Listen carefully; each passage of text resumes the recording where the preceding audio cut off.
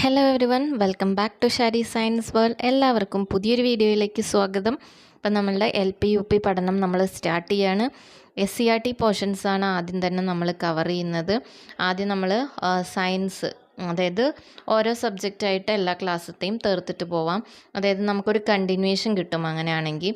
ഇപ്പോൾ സയൻസ് നമ്മൾ 5th തൊട്ടിട്ട് സ്റ്റാർട്ട് ചെയ്യുകയാണെങ്കിൽ നമ്മൾ ആ സിമ്പിൾ ടു കോംപ്ലക്സ് അങ്ങനെ എത്തുമ്പോഴത്തേക്ക് നമുക്ക് അത് കൂടുതലും മനസ്സിലാക്കാൻ എളുപ്പമായിരിക്കും. നമ്മൾ 10th നിന്ന് ഇങ്ങോട്ട് താഴത്തേക്ക് ഇറങ്ങിക്കഴിഞ്ഞ് കഴിഞ്ഞാൽ ആദ്യം ടഫായത് പഠിച്ചു കഴിഞ്ഞാൽ നമുക്ക് പെട്ടെന്ന് പ്രത്യേകിച്ചും സയൻസ് പഠിക്കാത്ത ആളുകൾക്ക് അത് ബുദ്ധിമുട്ടായിരിക്കും. അപ്പം നമ്മൾ സിമ്പിൾ ടു കോംപ്ലക്സ്, അതായത് ചെറിയ ക്ലാസ്സിൽ നിന്ന് തൊട്ടിട്ട് നമുക്ക് പഠിച്ചു തുടങ്ങാം.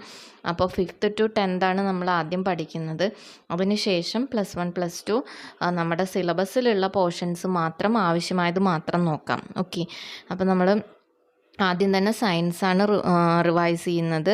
അപ്പോൾ നാളെ നമ്മൾ സ്റ്റാർട്ട് ചെയ്യാണ്. നമ്മൾ 5th 6th ഒക്കെ ആണെങ്കിൽ നമുക്ക് 2 ദിവസം കൊണ്ട് ടെക്സ്റ്റ് ബുക്ക് ഫുള്ള് കംപ്ലീറ്റ് ആക്കാം. പിന്നെ 8th 9th 10th എത്തുമ്പോഴത്തേക്ക് നമുക്ക് 2 ദിവസം മതിയാവില്ല.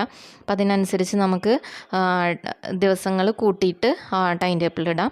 അപ്പോൾ ഇത് ഞാൻ വീക്ക് 1 ടൈം ടേബിൾ, അതായത് 1 വീക്കിൽ നമ്മൾ 5th 6th 7th ഇത്രയാണ് നമ്മൾ കംപ്ലീറ്റ് ചെയ്യുന്നത്.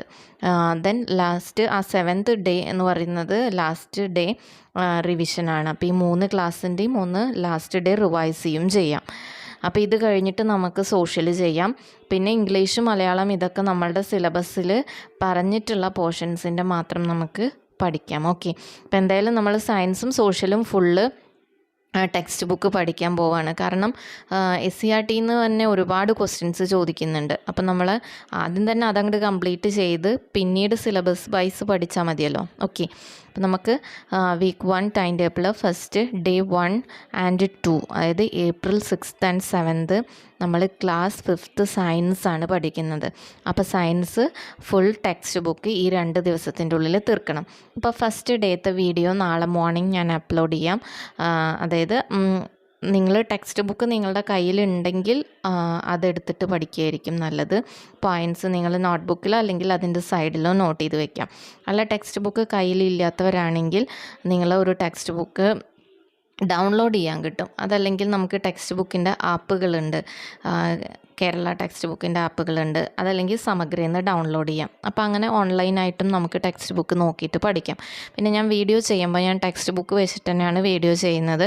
അപ്പോൾ നിങ്ങൾക്ക് ടെക്സ്റ്റ് ബുക്ക് ഇല്ലെങ്കിലും ഞാൻ വീഡിയോയിൽ പറയുമ്പോൾ നിങ്ങൾ ആ പോയിൻറ്റ്സ് നോട്ട് ചെയ്ത് വെച്ച് കഴിഞ്ഞാൽ നിങ്ങൾക്ക് ഈസി ആയിട്ട് പഠിക്കാം. അപ്പോൾ ലാസ്റ്റ് നമുക്കിതൊന്ന് റിവൈസ് ചെയ്യണമെങ്കിൽ ഈ നമ്മൾ എഴുതി വെച്ച് കഴിഞ്ഞാൽ നോട്ട്സ് നമുക്ക് റിവൈസ് ചെയ്താൽ മതി. ടെക്സ്റ്റ് ബുക്ക് ആദ്യം എടുത്ത് നോക്കേണ്ട ആവശ്യമില്ല.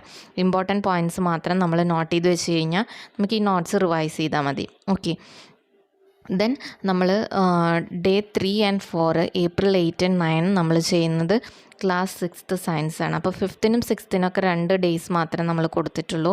അപ്പോൾ 2 ഡേയ്സിൽ നമുക്ക് പോർഷൻസ് കംപ്ലീറ്റ് ചെയ്യാം. ചെറിയ ചാപ്റ്റേഴ്സാണ്. ഓക്കെ, ദെൻ നമ്മൾ ഡേ 5 and 6 അതും April 10 April 11 7th സയൻസാണ് നമ്മൾ കംപ്ലീറ്റ് ചെയ്യുന്നത്. 7th കുറച്ചുകൂടെ കൂടുതലുണ്ട്, പക്ഷെ നമുക്ക് 2 ദിവസം കൊണ്ട് കംപ്ലീറ്റ് ചെയ്യണം. എന്നാൽ മാത്രമേ നമുക്ക് SCERT കംപ്ലീറ്റ് ചെയ്ത് ബാക്കി സിലബസിലേക്ക് കടക്കാൻ പറ്റൂ. ഓക്കെ, അപ്പോൾ ആദ്യം നമ്മൾ ഇതിന് തന്നെ ഒരുപാട് ടൈം എടുത്ത് കഴിഞ്ഞാൽ പിന്നെ നമുക്ക് റിവിഷന് ടൈം കിട്ടില്ല. ഓക്കെ, അപ്പോൾ നമ്മൾ 5th 6th day class 7th കൂടെ കംപ്ലീറ്റ് ചെയ്യുക. ദെൻ 12th ഡേ നമ്മൾ റിവിഷൻ ഡേ ആണ്. ഈ 3 ക്ലാസ്സിൻ്റെയും കൂടെ നമ്മൾ എഴുതി വെച്ചിട്ടുള്ള നോട്ട്സ് പോയിൻറ്റ്സ് ഒന്ന് റിവൈസ് ചെയ്യുക.